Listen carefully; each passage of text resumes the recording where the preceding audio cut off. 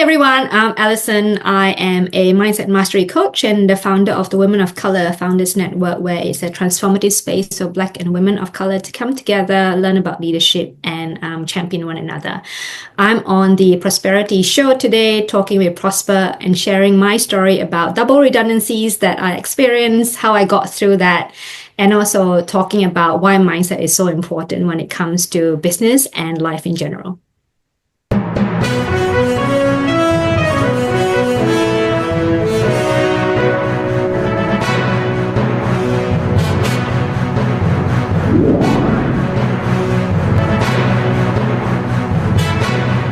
Now, welcome to yet another exciting episode of the Online Prosperity Show, your premier destination for exclusive insights into the journeys of remarkable individuals that are shaping the business world today. I'm your host, Prosper Taruvinga, and today we've got a truly inspiring guest whose story embodies resilience, empowerment, and transformation. Now, Alicent, how are you doing today? Hi, Prosper. I'm doing great. Thanks for having me on today.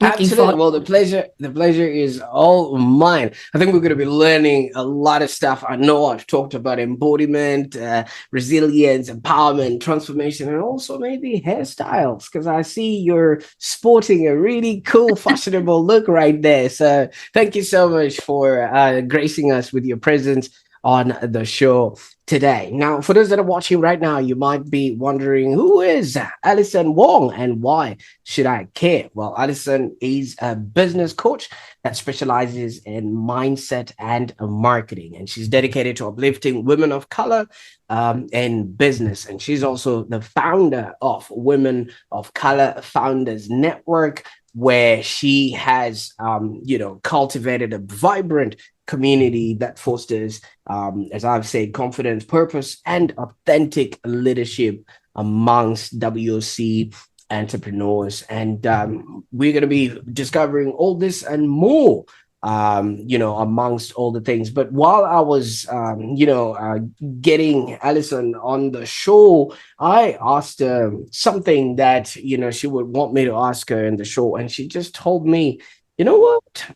Her husband often praises her of her infectious laugh and radiant smile. So be on the lookout for that in between all the information and, value that she's going to be throwing in the show today. Because as they say, laughter is the best medicine. And it does seem like you've got the perfect prescription with Alicent on the show today. Now, Alicent, I could go on and talk about things I'm not even qualified to talk about. Tell us a little bit about your journey so far. And especially the fact that you were actually born in Singapore, right? Yeah, that's right. And thanks for that lovely introduction, Prosper. I'll be sure to keep that vibrant smile on you. And I have been told it's very infectious, so I'm going to own that. So I am originally Singaporean, born and bred, and I migrated to Australia in 2004 because I was working for a multinational advertising agency at the time, but I actually did my university degree in Canberra in Australia. And as you probably know, Singapore is a very, very small island city. We've only got about a bit more than 4 million people, I believe now. So it's always been very small. So you don't have a lot of space and land around you. So obviously when I did my university degree in Canberra, flying into Australia was just like, wow, like it's just land everywhere. And for me, it was such an eye-opener because, everywhere you looked in Singapore is just skyscrapers, tall buildings, construction, just typical features of a modern city. But I came here, I fell in love with the country, and I made myself a promise that I really want to come here and live and create a career and potentially even build a family of my own in Australia. So I migrated to Australia in 2004. It was via a transfer with that international advertising agency I was working for.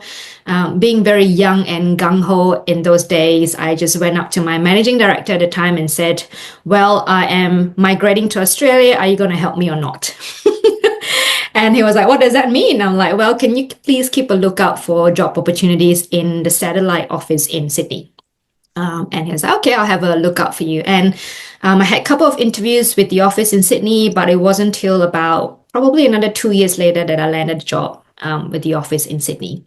So moving over here, it was quite sad because I had to leave my beloved grandma behind, whom I had a very, very close relationship with. And obviously all my friends were telling me like, hey, why are you moving overseas? You've got, such a comfortable life here and a great career that you're building.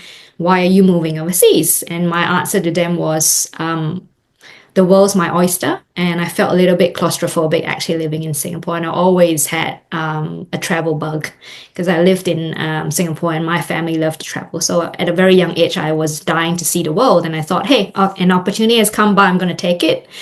So I moved to Australia in 2004 with that company. But unfortunately, the rose-tinted glasses were shattered very quickly because I was made redundant in no less than 12 months into that role. Obviously, that was earth-shattering for me. But hey, being the resilient me, I was not going to let that shake me down because I had very big goals and dreams that I wanted to build moving to Australia. So I said, okay, that's okay. It is what it is. Dust all the dust off my shoulders, and then got another job. But lo and behold, 18 months into that next job, I got made redundant again. And that was 18 months down the track. And the back-to-back redundancies really, really shook me. It really started me really thinking, who am I to chase these big dreams? Who am I to be deserving of, a life, this dream life that I've always envisioned and wanted to build for myself? So all of those really self-deprecating questions I start asking myself. And I was in a state of depression because I moved to Australia not knowing anybody. And I was too ashamed to tell my family what had happened, because if I told my family what had happened, they would not judge me.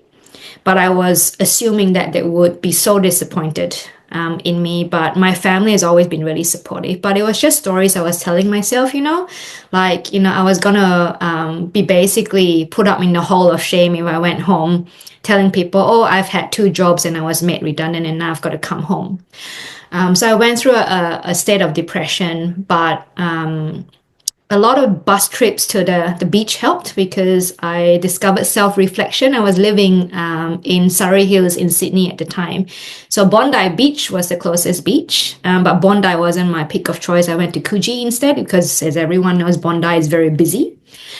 So there was a direct bus that went from where I lived in Surrey Hills down to Coogee Beach. So every opportunity that I could, because I was out of a job at the time, and also bearing in mind I had 90 days to find another job because I was on a sponsored visa. So there was a lot of time pressure, a lot of kind of unuseful stories I was telling myself. So being really young still at the time, I did not have the tools or the life experience to help me go through that. But then I started reading a lot of books. I started talking to friends who were supportive. The beaches, trips to the beaches help in terms of self-reflection. And I started journaling. I've never journaled before in my life, but journaling really helped me just process all of those thoughts, those things I was telling myself. And eventually I started lifting myself out of that dark period and really connected to my why. Like I started asking myself, why was it that I wanted to move to Australia in the first place? And it was really that extremely bold, strong vision that I had. I wanted to have a successful career. I wanted to even talk about, entrepreneurship and perhaps one day build a business. And I wanted to, if the universe would have it, have a family over here. So those goals and dreams were a lot bigger than what had happened to me. So I gradually just lifted myself up, and it's just through talking to people, building that network, talking to connections that I eventually landed another job. And that job was the platform to basically springboard my career in Australia. So the long and short of it was moving here. I had rose-tinted glasses on. Those rose-tinted glasses were shattered very quickly. Took me a bit to get back onto my feet. But then, having had that experience really pulled me back to my why, like my real reason behind why I wanted to move here in the first place. And that was so much stronger than all of the bad experiences with the redundancies that I faced. And I guess that's where everything started to unravel. And there's so much more I can go into, but I think I'll stop there and let you maybe prompt me and tell me if there's anything else you might like me to share around that, and if there is another level of that you'd like me to go deeper into. Now, Alicent, thank you so much. I think we could just conclude this show right here, because you really went all in and everything else. But I really appreciate the tale that you've given us, and it really showcases that your life story and your experience has now springboarded you to where you are right now. But looking at what would have happened to you, I was just looking at the timeline, 2004. I don't know, Alicent, maybe you were just not Y2K compliant. Very possibly not Y2K compliant.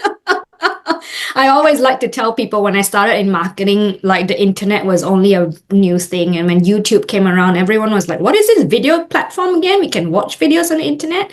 So yeah, maybe I wasn't Y2K compliant. You're probably right with that. Absolutely. But obviously, I mean, jokes aside, you left everything you'd ever known, the relationship first and foremost that you had with your grandparents, and maybe, you just really want to showcase to us what that was like, because some people don't quite understand that when you have to leave something like that, having to come over to a place, like you said, you knew no one, and your only resolve was to just sit on a bus and go to the beach, that takes a lot. But maybe paint a picture of what the relationship was like with your grandparents, as I know they're the ones that literally, welcomed you to the world, so to speak.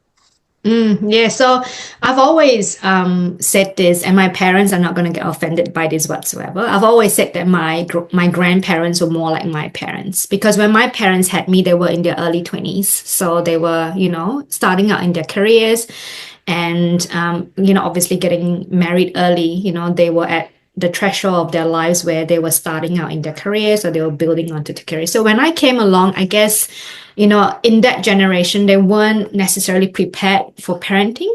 And also, growing up in an Asian family meant that we all lived in a home together. So we lived in a home that was passed down by my great-grandparents, and it was a beautiful home. It wasn't a flat. It was an actual house. So there was a lot of space for us to grow up in. And because my parents were never really there, my grandparents became my parents.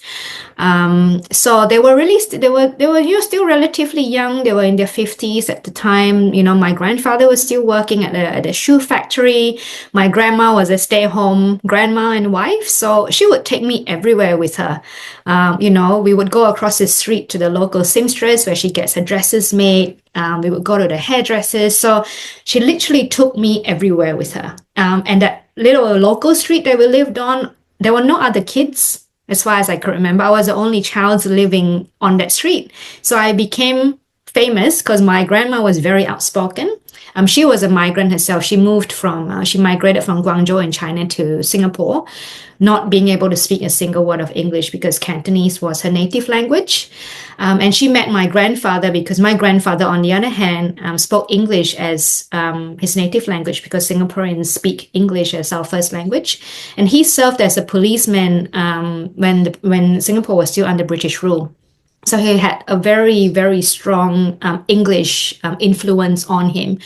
So when they met, they basically communicated in Cantonese. And when I was growing up, because of that influence from my grandma being from China and being a migrant herself, she brought with her a lot of grit and resilience. Because I remember she showed me photos of her working as a rubber tapper at the rubber tree plantations, and she would be earning a couple of cents a day, but she would be saving up all that money so that she could go and get a professional photograph taken of her, because she loved indulging in herself and taking photos of herself.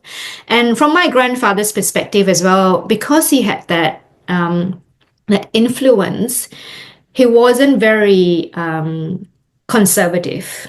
So when I came along and I was the first granddaughter of the family, instead of treating me as a girl, because in a lot of Asian cultures, sons are held up in the pedestal because they are the ones who would carry on the family name and would do the family proud. So when girls came around, a lot of daughters and granddaughters are not treated in the right way as grandsons would. But I was very lucky to have not experienced that because I was the first grandchild and they gave me all the love that they could possibly give. They were brimming, they were overflowing with love. And I remember my grandfather always told me, it doesn't matter how you look like, it doesn't matter what your gender is. You have been given gifts that you have to, it's your responsibility to share those gifts with the world. And it doesn't matter if you're a girl or not, and if you feel that you have a strong pull to chase your dreams and to do something, then do it. Absolutely. And my grandmother was the same. My grandmother would, be going around negotiating at the fishmongers for pricing on fish and things like that. So she was very headstrong. She was very vocal. So seeing her in that way, she was such a strong role model because what she taught me was you should never stifle your voice as a woman. You should always voice your opinions. You should always be respected. If someone doesn't respect you or, put you down, you need to stand up for yourself.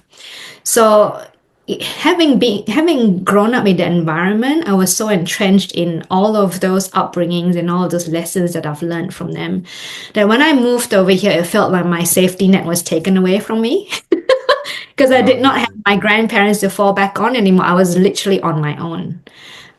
So it was a really tough choice, but I knew that, if I needed them, they would be there.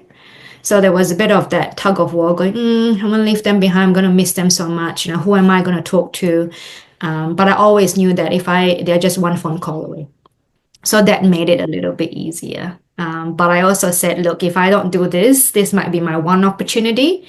And if I don't do it, I might not have another opportunity again. So taking on what my grandparents have taught me is that if you have a dream, you have to go for it. And if it's been implanted in you, then it's meant for you to pursue it and make it come alive. So I did what my grandparents have advised me, and here I am. Absolutely. And what I really love about that is the strong foundation where this is all sort of stemming from. I mean, like you're saying, you're living in a home that was not just an apartment, but a heritage passed down. So you can imagine the stories, the strength, and everything else that also came along with that. Plus also having such strong figures in your sort of as role models, because so many kids, especially at that age, you literally had to grow into some sort of a mature young child based on just the experiences and not having other kids around you that would have obviously sort of created that for you. Now, given that was the sort of setting and the love and comfort, and you jumped outside of that comfort zone, do you feel like there was some sort of an unspoken expectation? Because you did then say there was so much shame that was riddled in the couple of redundancies that you received later on. Do you feel like, even though it might not have been implied, but it would stand that, look at what you left, look at where you came from and what you went on and did, and these are the results that you got? Is that how the guilt or the shame was sort of manifesting itself for you there? Yeah, absolutely. I mean, the shame and guilt was self-imposed because I knew that if I were to call my grandparents and tell them, hey, look, this didn't work, I'm coming home, the first thing they would say is, it's all right, just come back home, we'll figure it out together. That's what they would say. But it was because I think I felt a lot of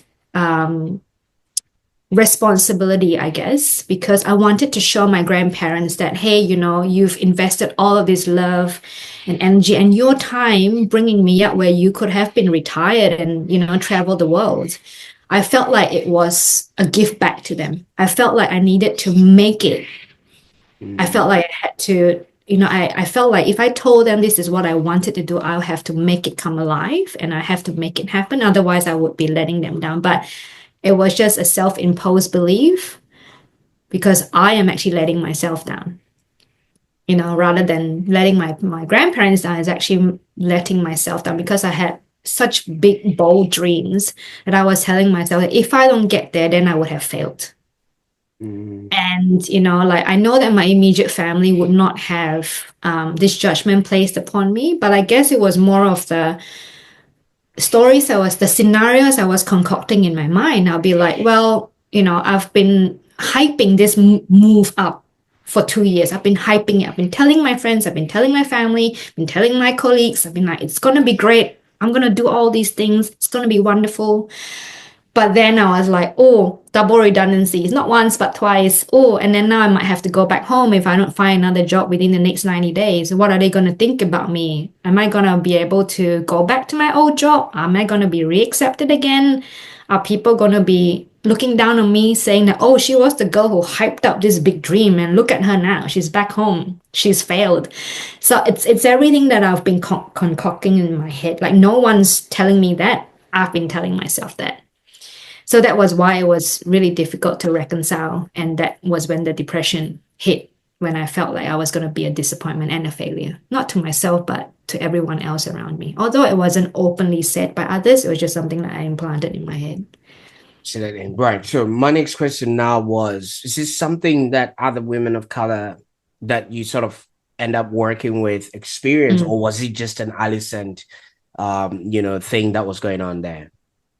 Well, as I, put my hand up to work more with women of color, and that's the reason why I started to network in the first place. Unfortunately, and quite sadly, stories like mine I'm not alone in this. The stories like this are very, very common, particularly when I'm talking to women of color, because women of color carry with us a lot of cultural and societal pressures. I come from an Asian family, and like I mentioned before, my family is not as conservative, but I have met a lot of friends, family, peers, colleagues, women of color who have come from very, very traditional Asian cultures, and they have grown up in a world where they've been told that you are a woman or you are a girl, you're to be seen and not heard. And the best thing you can do for yourself is to find a good job, find a good husband who can look after you for the rest of your life, have a few kids, and just be a stay-at-home good housewife. And that's the reason why a lot of Asian women, I can speak for Asian women, because I am one, and I know many other fellow Asian women who have encountered the same thing, is that then when it comes to them pursuing their careers or even starting a business, these are the beliefs that they keep carrying with themselves. And even before they've started, they've already put themselves down as, I'm going to fail anyway, so why even bother trying? So these stories are something that I hear a lot of the times. And that's also kind of the reason why I became an NLP practitioner, because I really felt like these beliefs can be shifted, because the power of the mind is so incredible and it's so strong. And there's so many things you can do to reverse those beliefs. And I've always been very, very drawn to how the mind works. And for me, I started questioning, well, if these types of programs were embedded into us as children, how can we reverse that? Because if your minds are that powerful, and I think I've read somewhere that we don't use even 20% of our mental capacity, if that. So, how can we unravel the power of the mind to help shift these narratives and limiting stories that we've been telling ourselves? Because what saddens me in my work is that whenever I'm coaching a woman in business, and she's carrying with her all of this pressure, all of these beliefs, she's unable to move forward. Imagine that you have a ball and chain, connected to your ankle. It's hard to move, right? So these beliefs are several balls and chains that these women are chained to, that unless they are cut loose and unchained, she's unable to move forward. And that saddens me, because I believe everybody on this planet, man, woman, regardless of how you identify as, we all have been brought on this planet with gifts. And, we have the power and the ability to share our gifts with the rest of the world. But it's with all this unconscious programming and beliefs that we've been telling ourselves that we're holding ourselves back. So it's something that I am extremely passionate about, and I can talk to you about this for hours and hours, but I know we don't have hours and hours. But this is why I do what I do. I wanna set a legacy that, even my two daughters, they are half Dutch and half Singaporean Chinese. They are women of color, or half women of color if you like it. They have brown skin, they have brown hair. And the reason why I do what I do is to, shine the light on their paths. So when they are grown up and when they want to start businesses, or if they want to become corporate professionals and become leaders in their future, they're not going to come and tell me, hey, mommy, I can't do this because I'm afraid to fail. Or, mommy, I can't do this because someone told me that I'm not worthy. So everything that I'm doing with my coaching and with the Women of Color Founders Network is to, champion women of our generation, but also more importantly, champion future generations of women in business and in corporate professionals to come as well. So absolutely. And thank you so much. And I feel like what you're doing and what you just did right now is give people permission, because as you say, this is not just an Alicent story. This is a story that's happening with so many women of color, especially when they come to Australia. And one of the things that you mentioned, is one, when you were in your own little town, you were probably the only kid, and everybody that was around you was familiar. But coming over here to Australia, there's so much land and it's just vast, and it's very difficult to find yourself in a space like this. I'll tell you one thing for sure. I mean, we flew to Thailand, and Singapore was one of the stopovers. That flight was 9 hours in total. And you want to know something? 5 of those hours, we were still just flying on mainland Australia. And then 2 hours, we were already in Singapore, and we've got this layover, and then we then go to Thailand. So you can only imagine, if you're just really trying to make a name for yourself in a vast, piece of land like that, it becomes very, very difficult. But you already had an edge. You had the company transferring you and things of that nature. That's not usually the situation with so many other people. Would you also maybe put that as part of the guilt that you had, with the shame that, wait a minute, I already had that connection, why is it not working? And how did this sort of end up becoming like a redundancy? Because it does maybe start making you feel, wait a minute, is this me? Because you did say you went into a contemplative scenario there. Yeah, absolutely. And I think the biggest thing for me was my confidence, because when I was in Singapore working for that multinational advertising agency, I was promoted very quickly up the ladder. I was already at an account manager level, like 3 years into my career, fresh out of university. So being looked upon as the star child when I was in that company in Singapore, and then being made redundant 12 months into the other job that I got transferred into, it was a big smack on the head for me. It really made me think, was I actually really good at what I did, or was it just people giving me lip service? So there's all these things I was kind of like, telling myself stories again. It's like making things up in my mind. So that was a massive blow, because that's the other thing, right? My managing director really saw something in me because I worked hard. And the reason why he supported me is through that transfer for 2 years of his time. He's a managing director. He's got other things to do. Why would he bother helping an account manager, a junior in his team, get a transfer to Sydney? Because he saw something in me. So, there was definitely that disappointment factor that I was going to have to go back and tell him, sorry, it didn't work out. Wasted all your time, 2 years of helping me with this, but it didn't work out because the people in Australia did not see the same capability that you saw in me. So that was also that. So there was lots of different compounding factors from, letting my managing director down, letting my, myself down, letting my grandparents down. And then subsequently, what was the judgment day I was going to face when I land back home? People are going to start laughing at me, going, I told you so, you shouldn't have moved. Because I had a lot of really good girlfriends telling me, why are you going?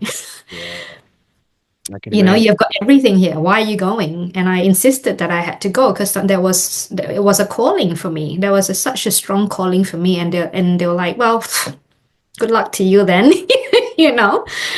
Yeah, so and then the other thing was going back and having to pick up from where I left off. I think that was something that I really, really battled with, having to pick up from where I left off. And again, it's on do I have to start from scratch again? Can I pick up from where it came from? Because it's been, a year. So it's all of these things. It's just a lot of crazy, crazy stories I've been concocting in my own mind. But Yeah. just to put it out there, no one's telling me this stuff in my face. I was telling myself these things in my mind. Absolutely. And what I really like about this is also some other women of color are coming from really high stake positions in their countries. And when they show up to maybe a place like this, they're relegated to something that they wouldn't even think of when they're sort of back home and things of that nature. Is that also something like a common occurrence, or would you have felt like that while you were there here as well? Yeah, it's a very, very common occurrence. I've got a few really, really close friends of mine who are fellow women of color, and they have held very, very high positions where they were in their home countries. And moving over here, number one, they found it really, really hard to find employment. Number two, they were often told you don't have local experience, although they have had 10, 15 years of experience back in their home countries. That did not translate. And that really makes me quite angry and frustrated hearing that. And the third thing is, even if they were to be considered for a job, they often have to make do with a lot junior jobs just to get a foot into the market. And that really upsets me because these women have worked incredibly hard to get to where they were in their home countries.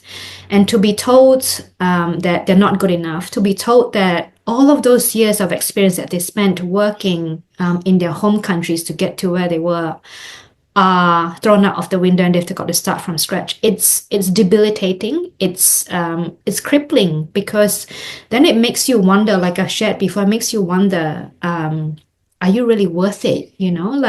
All of those years I poured into my career, it's gone down the drain. And I often find that there is no consideration for how hard we women have to work in certain industries, particularly. Like in my industry, in advertising and marketing, it's extremely male dominated. And it doesn't matter if you're a woman of color or not, as long as you're a woman, you've got to work 3 times, 4 times as hard to get to where you need to get to. And even then, sometimes you're going to be passed over for promotions, which I've experienced lots of times as well. So I just think it's unfair and something needs to change. We need to acknowledge women for where they've come from. We need to acknowledge women for the amount of time, energy, and sacrifices that they have to give up to get to where they want to. Because, I'm a mother myself, and I've always heard that if you are a good mother, you can't have a successful career. And if you have a successful career, you can't be a good mom. And me being me, I'm like, no, you can have the best of both worlds. It's what organizations and society thinks of you. It's what they want you to be. They want you to fit in a certain box, like I can promote you to be a CEO of a company, but this means you're going to have to work weekends and spend less time with your kids. Are you going to be happy with that? But it's just so unfair to put women in a situation like that. And I think a lot of the times organizations, this is not to speak for all organizations, because there are some really great organizations out there that are really championing women and, setting them up for success. But I still feel like there's a lot of work to be done there because, women are placed at the top. But, statistics have shown that women are placed on the top when a company is about to fold, or they're just placed up there and they're not given the team to help her succeed. They are placed there because there's a leadership gap. There's no one else in the company, so we're just going to put her there. But there's no consideration for if that woman, number one, wanted to be a leader in the first place. And number two, if she really wanted to be a leader, are you actually going to invest in her success? Are you going to invest in resources and the things and, the training or whatever she needs to become a really successful leader? I think that's such a massive gap that still needs to be considered.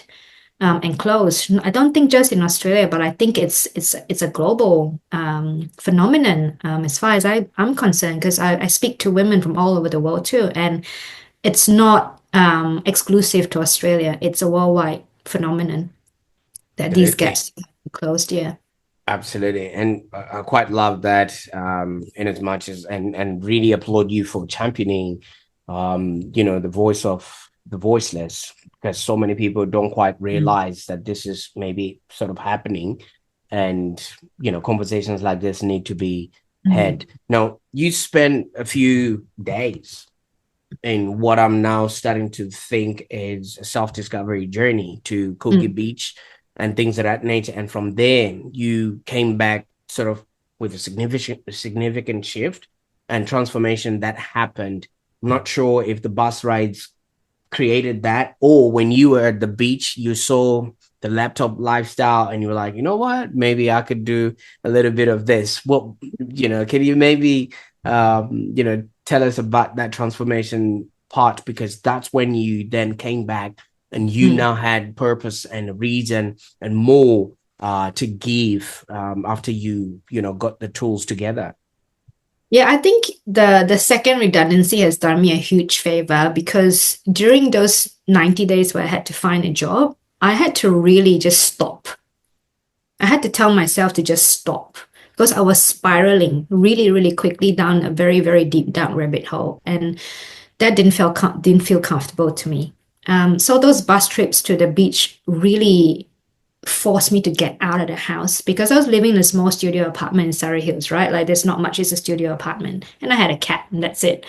So getting those bus trips really forced me to get out of the house, forced me to go out. Being out in nature really helps as well. I'm a very outdoorsy person and I love nature. And I think just sitting by the beach by myself, reflecting, contemplating, journaling, made me realize that who I was becoming, that depression, that self debilitating, that person wasn't who I was. Like you mentioned, my infectious smile, that smile and that laughter was just gone.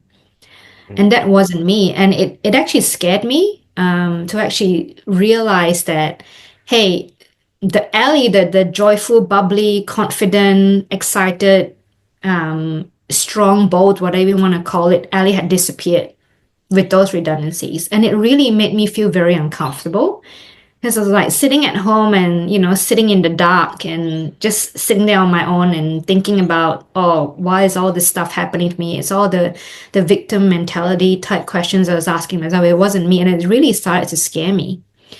So I guess taking those daily trips to the beach got me out of the house, got me thinking, got me connecting back to who I really was again. Because I really missed that bubbly part of me. I wasn't smiling anymore. I wasn't, having fun anymore. I'm like, what is the whole point of moving over here if all I was got to do is just be depressed? And having these experiences meant that, does it really mean that I can't live my dream anymore? Because am I just really gonna very easily let all these big hopes and dreams that I had just be taken away from me by someone else? So I was like, no, I'm gonna take back my power, take back control. I wanna get back into the Ellie who was confident, who was a go-getter, who could make things happen if she really wanted to, and really reconnecting back with that. Because yeah, that dark Ellie was someone that I didn't like at all, and I guess that scared me as well. It really shook me and went, hang on a second, this is not me. It's not who I am. It's not comfortable. It's scary. I need to find myself again. Absolutely. So, yeah, so the finding myself bit again was when I slowly started to crawl out of the rabbit hole. It just very slowly, very slowly, very slowly. And then I went, you know what? I have 90 days. It's really up to me to make it happen. Am I going to just waste the 90 days sitting here and groveling and just go, or am I going to just grab the bull by the horns? I have 90 days. It's 3 months. I can make this happen. So, Absolutely. yeah. Absolutely. And what I love about the way you speak and the way you present is there's a lot of ownership in, Mm. if it is to happen, it's up to me.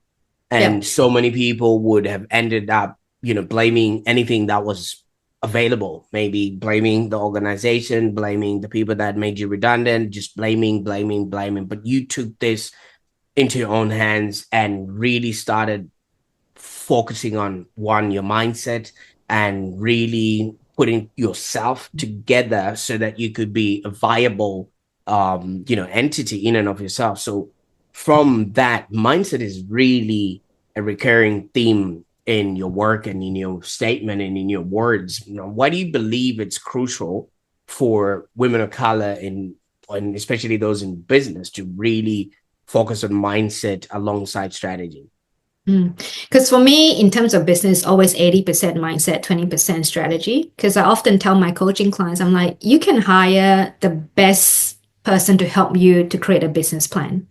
But if your mindset is always telling yourself, who am I to have a wealthy business? Who am I to become a millionaire? Am I really worthy of success?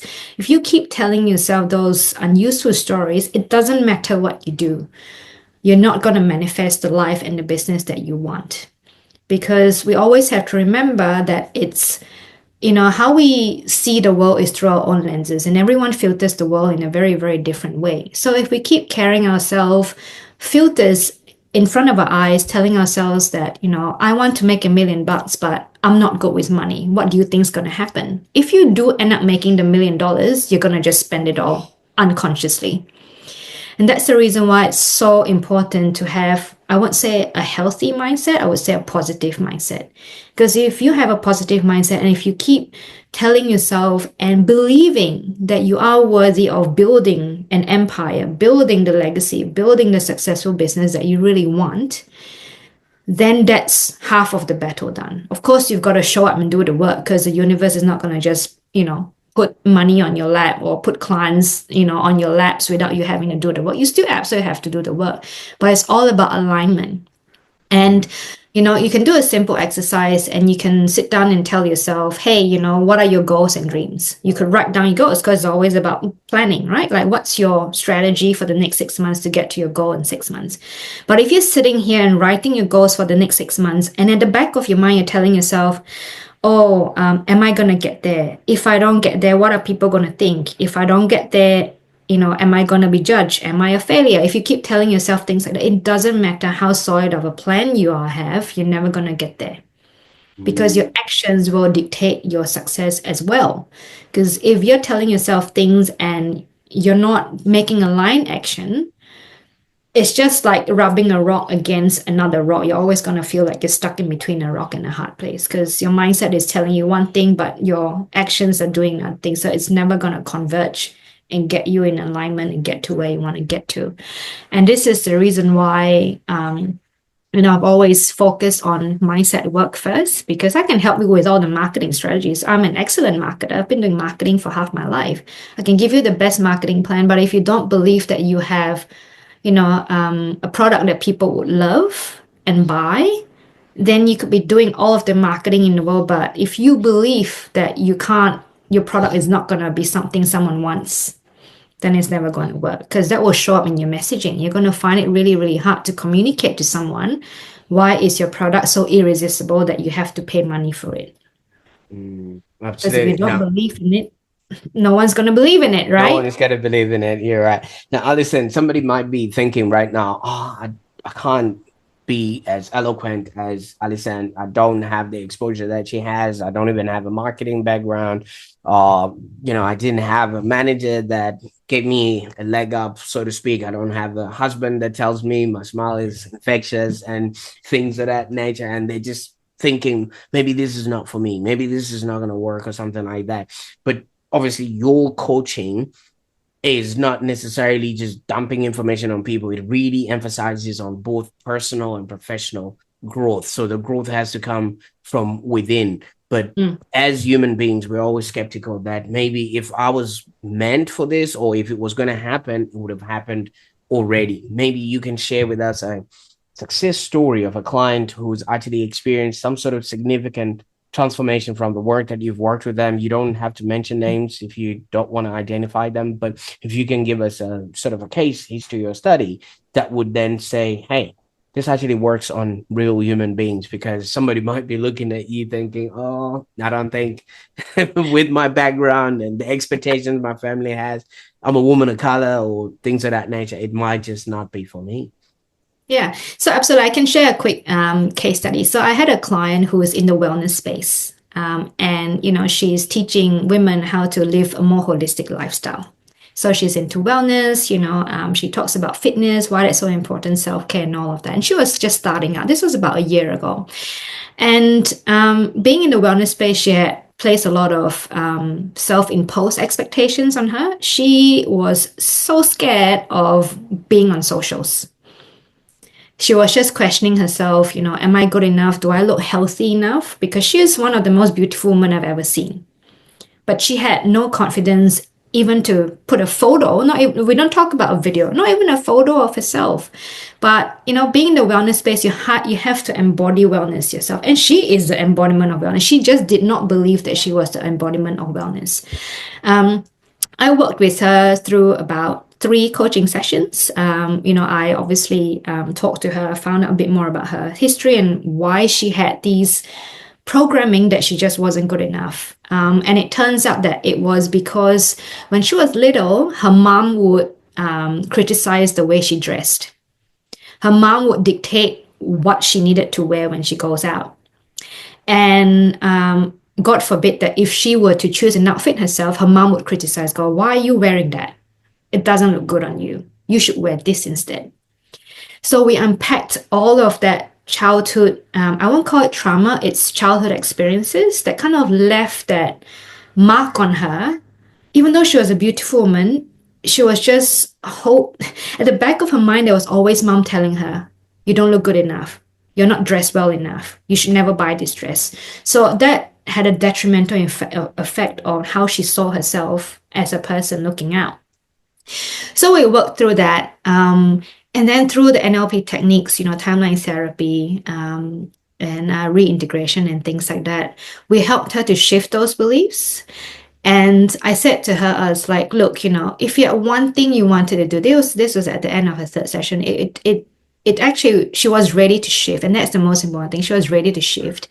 And at the end of the 3rd session, she felt like a completely different person again. And I was telling her, I was like, look, Miss Client, what is the one thing that you can do for yourself today that would assure you that you are confident, you are the embodiment of wellness, and you are ready to go out and share your gifts with the rest of the world and teach other women how to embrace holistic health? And she just told me, you know what? I actually got paid. She's still in the job. She's like, I actually got paid this week and I've never bought a dress for myself.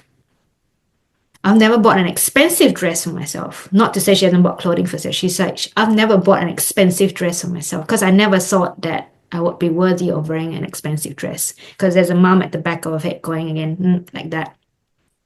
So she was like, I'm going to go and treat myself today. She's like, I'm going to go to shops. I'm going to go treat myself today. And she went out and she bought a beautiful dress. It wasn't like a crazy expensive dress. It was with a store that she used to walk past. She said, oh, that would look good on me. But she never had the confidence to go and buy that dress. And then she went in and she bought the dress. I was like, okay, you have to send me a photo of you wearing that dress. You don't have to share it on socials. If you're not ready to do that yet, you just have to share it with me. And she actually went out and bought the dress. And she shared the picture with me. She's like, I feel so good in this. I never thought I would feel good in this. I was like, okay, so what's the next step? Do you think you're ready to actually share a photo of yourself wearing that beautiful dress on socials? And maybe we tell people a little bit more about your own journey into how you will decide to become a holistic wellness coach. And she did that, and then she shared the photo. And she just came out and she shared the photo on social. She told people about her story, told people about the impact of her mom telling her she wasn't good enough, she doesn't look good enough, all of that. And she signed her first client on that same week. Wow. Her very, very first client. And wow. I was like, I'm getting like, tingles talking about this, but this is the power of shifting those programs that are not ours. A lot of us are carrying around programs that our parents have, influenced us with, and subsequently their parents and their parents and their parents. So we've got to remind ourselves that a lot of the times we're walking around with programming that isn't ours. And how do we fix that? How do we reprogram ourselves so that we can step into who we truly are and who we truly were here to be doing? So same with my client. Like, if she didn't do that coaching with me, she would have to have closed down her coaching business because she just wasn't feeling like she had it in her to become a holistic coach herself because she thought she was too ugly. She thought she wasn't gonna look good enough. And now when I when I look at her social media now, it's just her face on there, videos of her working with a client. She's smiling, she's vibrant, she's in her element. And that makes me so happy. Oh, wow. That Yeah. is literally giving somebody back to herself, because she would have gone on and on. First of all, congratulations. I mean, for Thank you. having seen that in her and then Mm, getting her to step into that. And also, congratulations on the client that she ended up mm, getting, because so many of us, like you said, we're holding on to things that no longer serve us. mm. And I don't know. I mean, I could put this analogy to you. You probably fly between Australia, Singapore, and you did mention Dutch. Have you ever noticed when you carry, especially with airlines like Jetstar, if you carry 1 kilogram extra than what you're supposed to carry in your hand luggage, you literally pay the whole airfare for the seat next to you just for that extra Yeah. kilogram. Have you ever noticed that? So Oh yeah, it's absolutely. it's expensive to travel heavy. And if you're Mm. holding on to stuff that no longer serves you, can you imagine how much that was costing her? It was costing her dignity, her confidence, the client that she later on got, and succeeding clients and things of that nature. Yeah, Wow. absolutely. That, It's usually such a small shift, right? Like it's just a small shift that has such a massive ripple on effect. Like you rightly said, like if you're beyond like a 0.5 kilos, you're gonna be charged $270 for excess baggage. Who needs that, you know? No one does.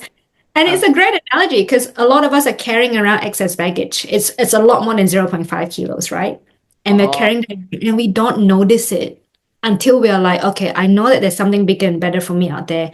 I want to do that. And that's when we notice that, oh, we're carrying a lot of excess baggage. How do we shift and remove that excess baggage in order for us to get to our final destination without having to pay the penalties, right? absolutely. And I feel like you're that air hostess that's telling people put your mask on first. So, as you know, with the analogy, tell us, how can people get a hold of you? And yes, definitely put that mask on first and make sure they're not traveling heavy, to their destination. Yeah, absolutely. So there's two ways to get in touch with me. So you can contact me via the Women of Color Founders Network. We're on Instagram and we're on LinkedIn, or you can find me on LinkedIn and just send me a DM that way if any of the stuff I've shared today resonated with you and we can have a conversation. Absolutely. Well, I'm not a woman of color, but I resonated with a lot of things that you have said today. So I can only imagine those who were, meant to hear this message have actually heard it and things of that nature. But, when we started, Alicent, you introduced us to this young Alicent who's going to the markets, going to the Mm. seamstress, checking out all the listings, and you're the only kid in the village. And obviously there was a lot of adults that were talking to you there and things of that nature. If, say, one of those adults was older, Alicent, who just so Mm. happened to have a store right at the corner there selling maybe vegetables and things like that, what sort of words would you have wanted to have heard at that time, knowing what you know now about life and who you've turned out to become? Yeah, so I guess the biggest thing I would tell younger Ellie is just remember to have fun. Remember to have fun. You know, like life is meant to be lived with fun and laughter and love, you know? So it's like, because I think a lot of the times as grown-ups, we forget to have fun. We're so busy trying to secure the future that we forget to have fun while we're doing it. So that's the biggest thing I would say, like, you know, always connect to your inner child because we all have our inner child within us. So how do you embrace that element of fun again? Be the Ellie who's just running up and down the streets, popping into different neighbors, having conversations. And it's also the other thing as well is to just keep learning. Be a lifelong learner. Like my grandfather always said, the only day you stop learning is when you pass from this earth. So never stop learning, never stop being curious, never stop, letting people tell you that you're not good enough because you are. Everyone on this planet, you're like a one in how many million chances of being birthed and born. So there's a reason why you're here, right? So yeah, have fun, be always curious, be always learning, let your imagination, run crazy, and just live your best life. and be open to ideas. And, we live in such a vast world, but a lot of the times we feel like we're just within the four walls, but we're not. We're all interconnected, right? At the end of the day. So how do you maximize your time on this planet by, leveraging that connectivity, talking to others, having fun, ever learning? That's what I would say. Like, don't dampen that child within us. Definitely. Now, Alicent, talking to you makes me feel like we're only just getting started. What's next? Well, yeah, there's the Women of Color Founders Network. It's a big year for us because I've got a co-partner on board now, and we have great things lined up this year. Because that's what we want to do. We really want to champion Black and brown women from all over the world to step back into the power, reclaim their voices, and that's what I'm focused on for this year. And from a family perspective, it's just being more intentional with being around my daughters and my husband because I've got a 12-year-old now. She's in high school. And I am trying to be the best mom and advocate. I'm always an advocate of my children. I'm always a supporter of them. So it's about being more intentional around family as well. Because I'm not getting any younger. And I want to give my children what I had with my grandparents, someone who is a great role model, someone who they can lean on and have conversations and have fun with. So that's the focus for this year. Don't want to take too many things on. Women of Color Founders Network, coaching through that, being more intentional with spending time with family and also connections as well. I always love having conversations with someone like you, making those connections because like I mentioned before, we're all interconnected. We all have something to share. We all have something to learn from one another. So as I'm getting older, I am really relishing the connections, the genuine connections that I'm making. So that's what's next for me. These three things and nothing else. Okay. Now, you introduced us to the trips to the beach on a self-discovery mission and, just figuring it out. Did we ever find Alicent? Yes, we did. And she's sitting right in front of you today. Fantastic. Well, thank you so much. I can't thank you enough for the time. It was such an incredible. I didn't even notice how much, the time flew. You sharing your life story and your journey with us, because with everything that you have done, it just kind of seems like it was a rite of passage when you obviously had everything obviously set well, but you yearned for more. You went on those journeys, found yourself, and now you're just sending down the elevator with goodies because, if somebody watches this video right now, they literally can start learning and changing their life and the course of, the events that will emanate from that. So thank you so much for having taken those journeys and obviously shedding that heavy weight that you had around you. And now you're presenting to us a well-refined and, somebody who's leading us to the next part of our journeys. And I can't thank you enough for sharing this time with us today. Oh, thank you so much, Prosper. I really appreciate your time and energy and for everything that you do as well to amplify our stories so that, like you said, if someone's watching this, if I can touch one life and change that around, that's my job done. So thank you so much for doing what you do as well. Well, who am I to hide stories of resilience, determination that is really required for people to overcome their obstacles and achieve success? I mean, seriously, it's a story that writes itself. So there you are. Thank you for having lived it and continuously living it. So, and for those that are watching right now, if you found value in today's conversation, I'd encourage you to share this podcast with somebody who, first of all, might be facing any of the challenges that Alicent would have faced. Maybe it's a redundancy. Maybe they're not finding themselves in a world that seemingly is, everybody is vibrant, but they can't find themselves. Or maybe they're just a woman of color.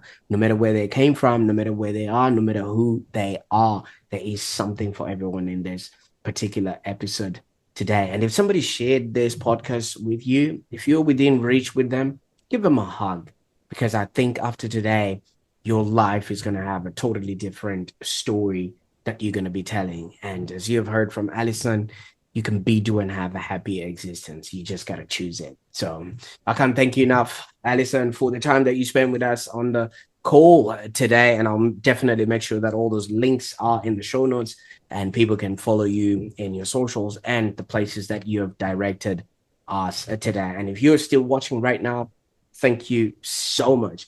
In our next episode, we're going to be exploring ideas that could actually help you lead a happier and a fulfilling life. Until next time, bye for now.